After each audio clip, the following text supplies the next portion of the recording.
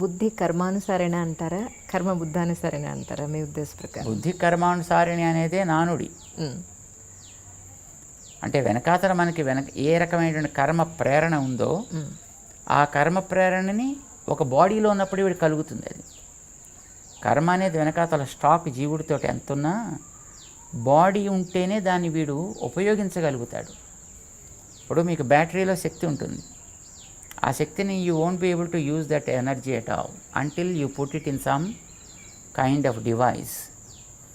ఈ body is a kind of device where you can utilise your abilities and you can utilise your energies.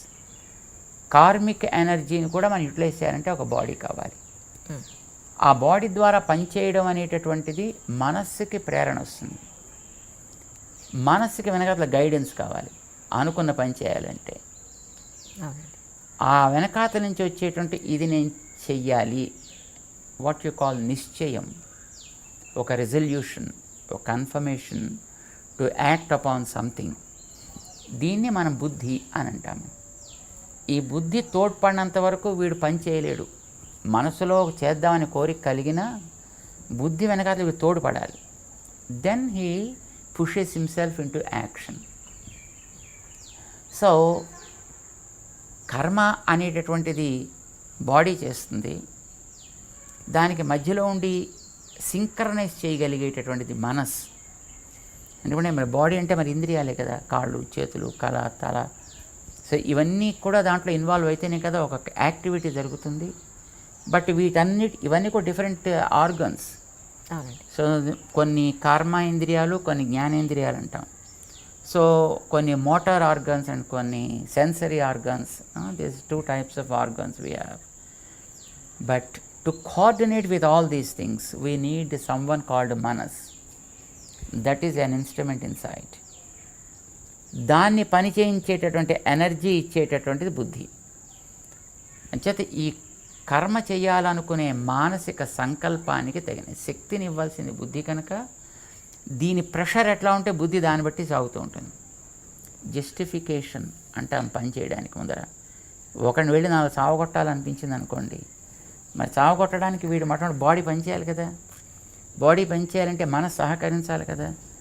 సహకరించేటువంటి మనస్సుకి ఇది నేను తప్పనిసరిగా కొట్టి తీరాలి, ఈ కొట్టి తీరాలనే నిశ్చయాన్ని ఇచ్చేటటువంటిది బుద్ధి ఇవ్వాలి.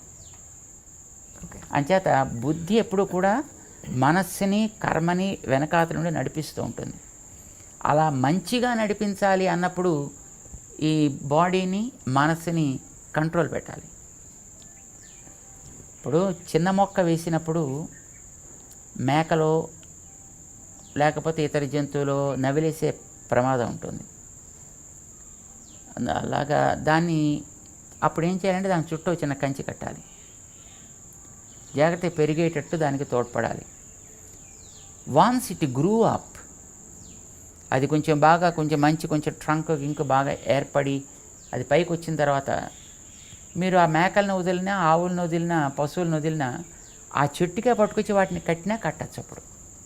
అవునండి. But not at the stage of sapling. అప్పుడు you have to protect it.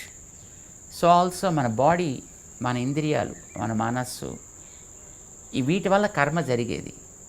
So కర్మ జరిపే వీటిని కనుక మనం ఒక ఫెన్సింగ్ జ్ఞానంతో ఒక ఫెన్సింగ్ మనం కనుక వెయ్యగలిగితే, వాటిని ఒక ఆర్డర్లోకి మనం తేగలిగితే అప్పుడు బుద్ధి కర్మను అనుసరించదు. బుద్ధి కర్మని నియంత్రిస్తుంది.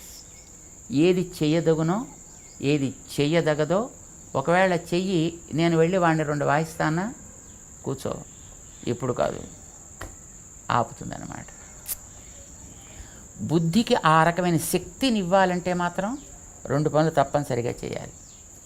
ఒకటి, ముందర కర్మ చేసేటటువంటి శరీరానికి, మనస్సుకి కూడా ఒక నియంత్రణ ఏర్పరచాలి. ఏది చేయతగును, ఏది మానతగును, దానికి ఇష్టమైనా లేకపోయినా, అయ్యో నేను తినకపోతే ఇప్పుడు కూడా చచ్చిపోతున్నాను అని అది ఏడ్చినా దానికి నువ్వు పెట్టద్దంటే పెట్టకూడదంతే. లేదు, ఇప్పుడు ఆసనాలు వేస్తారు చూడండి, ఎక్సర్సైజ్ చేస్తారు, అబ్బా నాకు నొప్పెడుతుందండి, చేతులు కాళ్ళు నొప్పెడుతున్నాయండి అని అన్నా దాంతో నువ్వు వేయించాలంటే వేయించాలి. ఇది మొట్టమొదటిలో దానికి అలవాటు చేయాలి. అలవాటు చేసేటప్పుడు అది ఏడుస్తుంది. But you should be A bit strong enough, కొంచెం హార్డ్గా ఉండాలి. రెండవ పని, ఇది మొదటి పని మనం చేయాల్సింది.